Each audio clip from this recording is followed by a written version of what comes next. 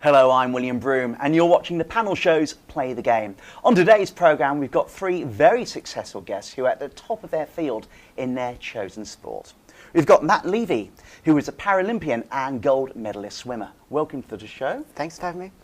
We've got Albie Aldahawi, who is a pro wrestler, an Instagrammer, and he's also selling his own brand of perfume. A little bit of everything. And as if that wasn't enough, we've got pro golfer and coach, Brad Hawkins. Welcome to the show, all of you. Thank you. Thank you. Thank you. Albie, on to you, if I may. Tell us a bit about your sport. So it's pro wrestling. Exciting. What more do you need to know about that? Is that like what you see Hulk Hogan doing? Yeah, it's like the perfect mix for me. It was between theatre and sports, and that was like sports entertainment. It's like everything I pretty much wanted to do.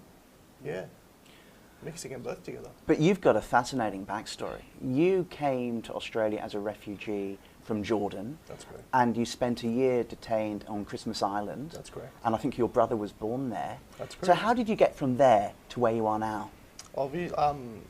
Honestly, I don't really know what to say with that. It just happened. Like, we started just mucking around with me and my brother, like on YouTube. Next thing you know, like I'm on stage in front of people performing. It's a crazy journey. But then, yeah, looking back at it, it was a while ago. But do you think some of those early experiences in detention and as a refugee helped drive you to your success? Definitely, because when you come to a country where you have so much opportunity, there's so much there to do. There's so many doors to knock on. But we don't have that before, and you come into that, it's like, whoa. You're currently the Australian Wrestling Federation Tag Team Champion. Yep. How do you feel? It's awesome. I reckon that's pretty much at the top when it comes to a promotion, being the champion. Everyone looks up to you, so that's pretty cool. Congratulations, by Thank the you. way. And when I see you in the ring, I've seen videos of you performing, you get so angry. Is that anger real? Sometimes, like we play a character. I'm sitting here talking to you now, but if I was to fight you, I'd be like this in your face. Do you know what I mean? So are you telling me after you've done your match, Yep. you're all friends again, shaking hands, hugging? I wouldn't say that, but sometimes, yeah. Have you had many fan stories, strange fans? A couple times, yeah. With Instagram and social media, everyone knows pretty much where you are when you post something. So then you always get a couple of fans that will meet you in certain locations and be like, hey, I saw that you were here, we just came to take a photo. It's like, yeah, okay, cool. But don't follow me to my hotel room. Because you've got 130,000 followers on Instagram, and we'll touch on that later when we talk about your other passions. What do you think the future holds for you in your sport? I'll be honest with you, I just go day by day and see how it goes, because so many opportunities come from certain things that you do, and I'm just taking it day by day. Where's your favourite place to wrestle? I'd have to say it would be my hometown, so in the western suburbs, just because I got all my family there, my cousins, my friends. I just love it when they get to watch me, and they don't really get the opportunity much to come down and watch me, especially if I'm performing like somewhere far. So I really appreciate when they do come to watch me. It just gives me like an extra little push. So when you wrestle, is it in Sydney or is it across Australia? It's across Australia. You can go overseas. Just depends where you get booked. Have you been overseas? I have been overseas a couple times. Where's yeah. your favourite place overseas? I'd probably have to say in America, just all over there, because it's so big there. It's so big. I just love going there. What have been some of your biggest challenges as a wrestler? As a wrestler, would be definitely keeping up with everybody else. That's one thing, because I've come from the modelling industry, so... Because you're a fitness model. That's correct. Again, we'll come to that very soon. Yeah. So do you find you've got to keep up your fitness because everybody else is doing the same thing? Fitness and also your technical skills, making sure that you're always training, you're not left behind. Yeah. What would a typical training day consist of for you? A lot of rolls, a lot of running around, taking a lot of bumps, flipping. Yeah, a lot of stuff, a lot of bruises, a lot of food. Food's the best bit. Good food only. And you have an excuse to eat it because you've got to keep up your energy levels. That's correct, but I only stay good. I never cheat with my food. That's the one thing I take seriously. I wish I could keep off chocolate. It's not part of my training. Have a cheat meal. If you've got any chocolate, just share it with me. I wouldn't mind. I need some now. Anyway, in a moment we'll ask you about what makes you so passionate about your sport. But before we do that, let's take a little bit of a look at you in action.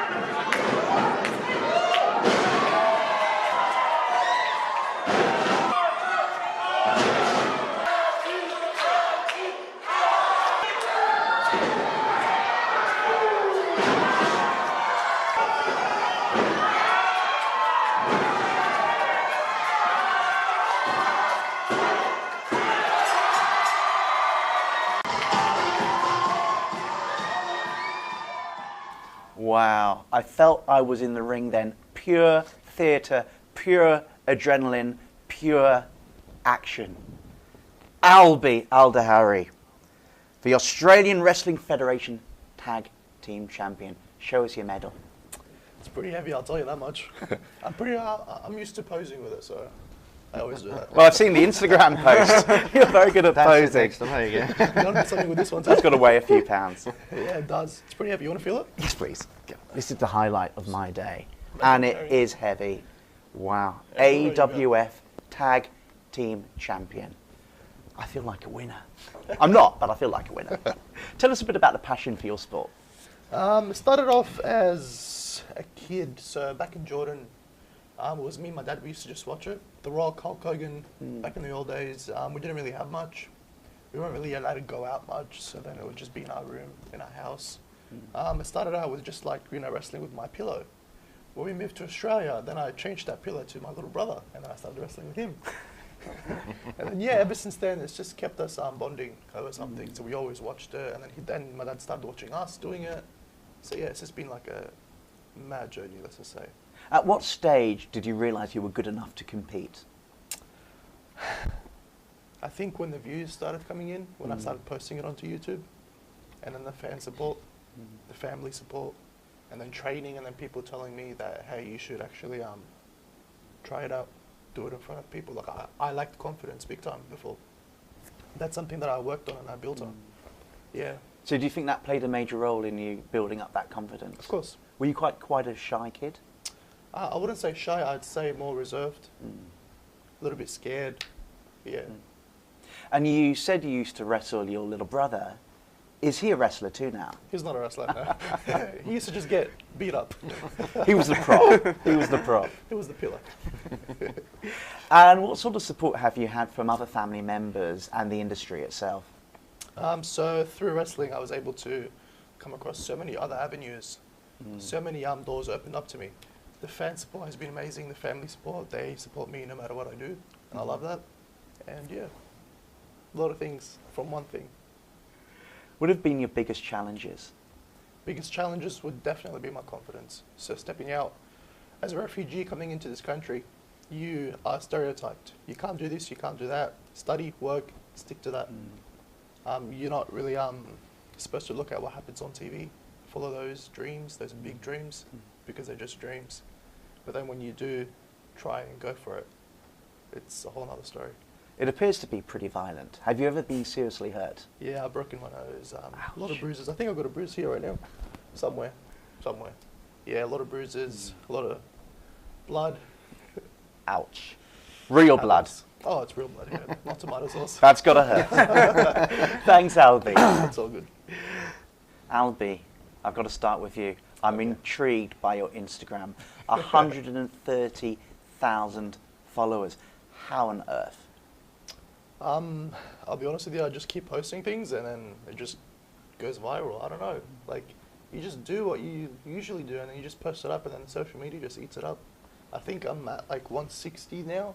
165 roughly. 165,000 followers. I gotta double check. How often do you post?